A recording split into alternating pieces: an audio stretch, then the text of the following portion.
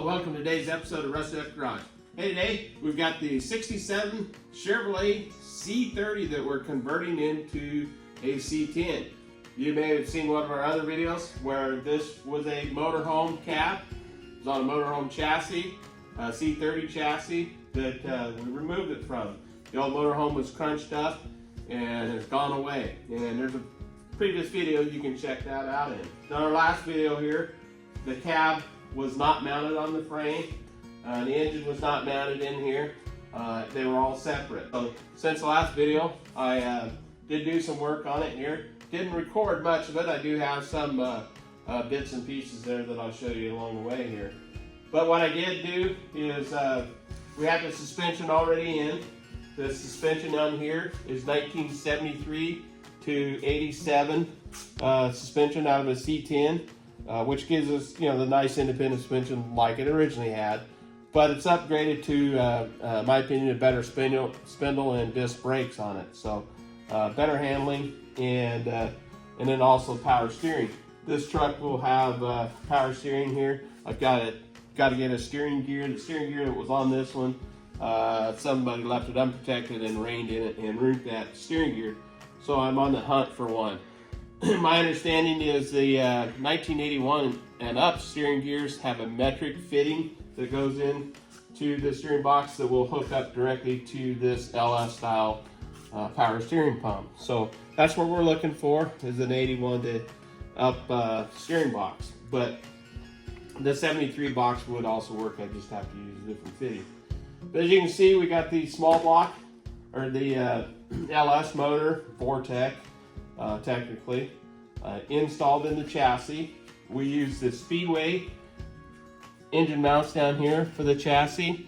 Speedway Motors has these great mounts that bolt directly in. You take your old mounts out, bolt these in, and then you use 1999 Camaro Firebird F-body engine mounts for a 5.7, and it bolted right in. Works very, very nice, easy to install.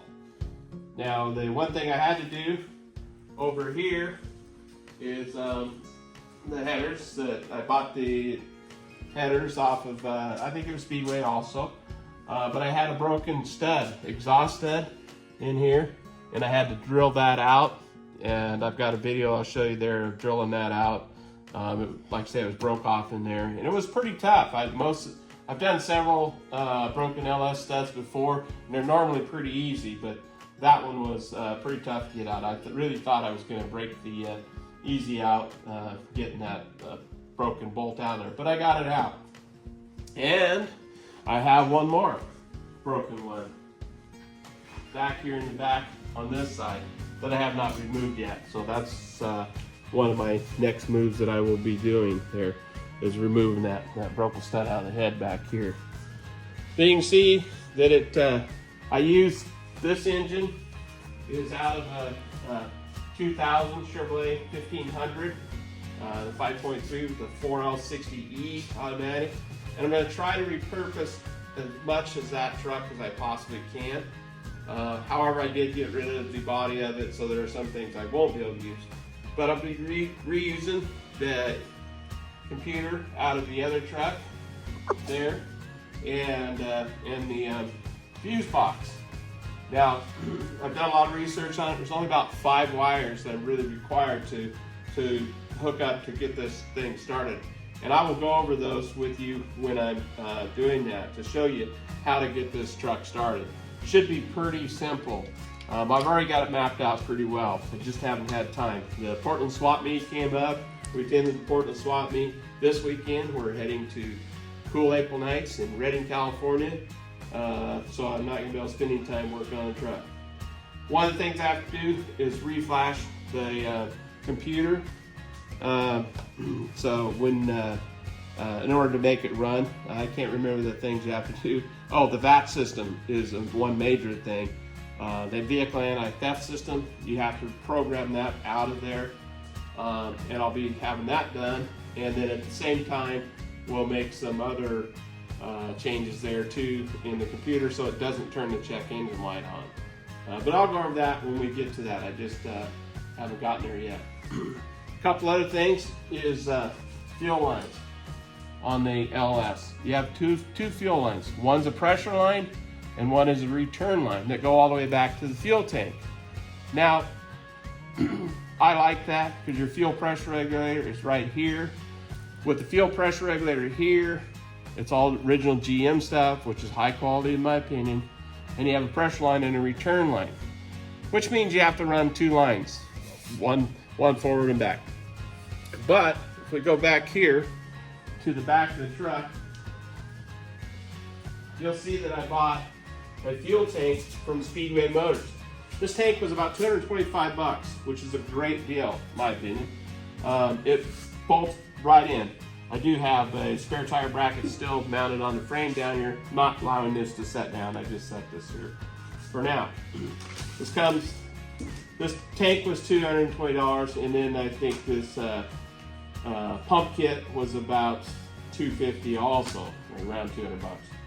So I had to buy that also. It comes with a Walboro electric fuel pump that, whoa, that's a cat. Dummy was calling. So this pump here will drop into this tank. It mounts to this. You trim this down to whatever height you want it in. Drop that in there with your pump mounted to it. Now back to the fuel lines. This is a Corvette fuel filter. This filter here has a pressure regulator built into it. So you have one pressure line coming in and a return line going back out. And what that does, it regulates the pressure to, I believe, 57 pounds. Don't quote me on that number, but I believe it's 57 pounds. So your pressure coming out here up to your LS engine is a single line. You don't have to run two lines back. Now, that's all fine and dandy. Then you do have to cap the one line at the engine. But that's all okay, except for, I don't know that I trust some aftermarket manufacturer of a fuel pressure regulator in here to run my engine when I could use the stock GM ones if I run two lines. So just a pressure line and a return line. And I may do that. I haven't decided yet, but I do have this filter, which is $59. It does have the AN6 type fittings on it. But the fuel cylinder goes in here and the fill point is here. Nice mounting, gets the tank from out of the back of the truck. But take a look inside here. In our last video, I showed you we removed the fuel tank from out of here. I'll build a block hop plate for here, weld that in, and blend it in. I got my seat back in here, got my interior back together. That's looking pretty good. The Bucket Buddy seats are really nice. I think the cat just likes to get in the video. He really likes it. He wants to be the star. He does. So down here, I do have a little bit of rust in the rocker, which I'll cut that out, weld it up, and blend this all in so it'll look nice. I did mention before, that's a factory tachometer, which I'm pretty excited about. I had that in one of my other trucks and really liked it. You can see the doors on this truck really close, nice. Because it was on the motorhome, it wasn't really used for, you know, daily in and out city type traffic, whatnot. Most of the trips were long trips. Truck has 108,000 miles on it. You can see I got the 15x8 rally wheels on here. Now I got a 225/70/15 in the front. That's a little different size than I normally run, but it seems to work pretty nice on these trucks. Run a 275/60/15 in the back. I think that'll look nice on there. I will be lowering the truck 4 inches in the back, in the front, and 6 in the rear. So 4/6 drop. They'll get drop spindles and coils. I've ordered, actually I have brand new bed sides for the truck that I picked up at the Portland swap meet. Cat, let's see if he'll come out. Nope, he didn't come out. Anyways, I picked up brand new short bed sides from the truck shop out of Orange, California at the Portland swap meet. That way I didn't have to pay any shipping, didn't have any shipping charges. So that worked out pretty good. I think they were $6.75 each. So I have those. I do need the headboard. And back here you can see the front end. I've taken it all apart, pulled the fenders off of it, pulled it completely apart because I'm going to replace this core support. We've got a little rust down here in the core support mounts, so I'll be replacing that. Haven't had much luck finding them. They are not in stock at most places. I have found them, but the truck freight is kind of expensive, so I'm trying to find a good used one, and I do have a lead on one, so hopefully I can pick that up. But yeah, so we'll be doing some more things on the truck, the old CST, and in the next few weeks we'll move forward with everything that's got going on here and get this thing up and running here. So it's going along real good, no issues, no problems so far. I think it's going to be pretty easy to continue on and get this thing going there. You may see I picked up a 64 Chevelle Super Sport here. It's got a 327 and a 4-speed. And that's another one of the projects. This one was a friend of mine owned this, and he decided he needed to sell it. You can see it's got the 327 double hump heads. It's got power disc brakes. All the suspension is completely done on this thing. And it is a true Super Sport 64. You can see that here.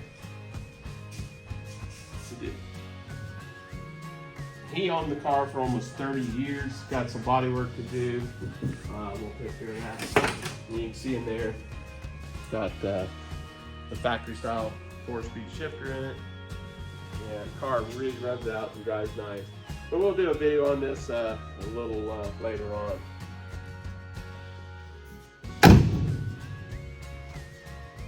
Well, in our next video, we'll be working on getting the exhaust put on this truck, getting the radiator put in, getting the core support in there, and some of that stuff. So we're off to cool April nights in Redding, California for the car show there and the drag races, and maybe we'll see you down there.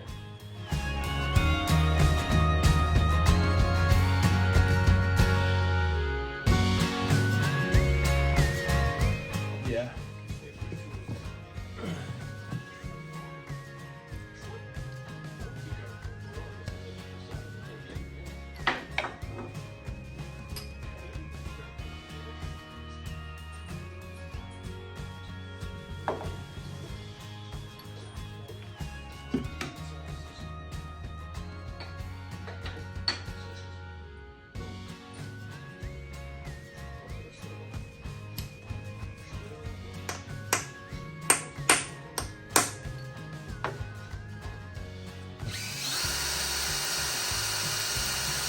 What do you think?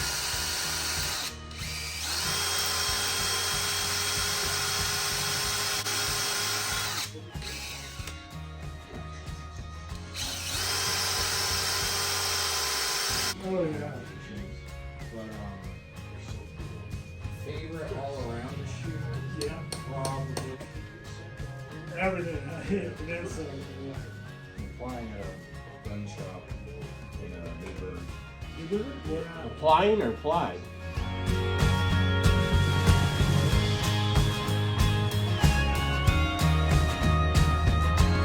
Hope you enjoyed today's video.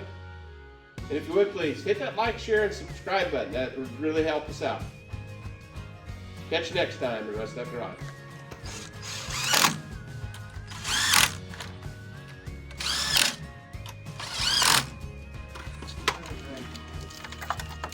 Harness in. Good to go.